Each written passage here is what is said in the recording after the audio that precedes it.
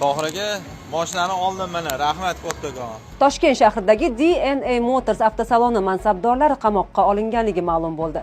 Ular Xitoy avtomobillarini qulay shartlarda sotish va'dasi bilan ko'plab fuqarolarni chuv tushirgan. Kunuzning aniqlashicha, avtosalon mansabdorlari ijtimoiy tarmoqlarda Xitoyda ishlab chiqarilgan elektromobillarni qulay shartlarda sotish to'g'risida reklamalar joylashtirishgan.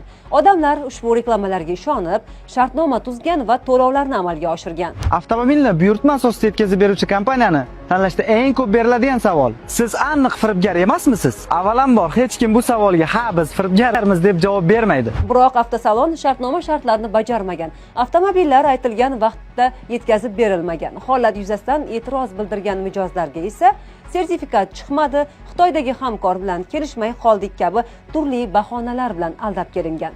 Dastlabki ma'lumotlarga ko'ra, DNA Motors mansabdorlari 35 nafar mijozning 10 milliard so'mdan ortiq pulini o'z ehtiyojlariga sarflab yuborishgan. Ularga nisbatan juda ko'p miqdorda firibgarlik bilan bog'liq jinoyat ishi qo'zg'atilgan. Mas'uliyati cheklangan jamiyat rahbari hamda uning 2 o'rinbosariga nisbatan qamoqqa olish tarzidagi ehtiyot chorasi qo'llangan.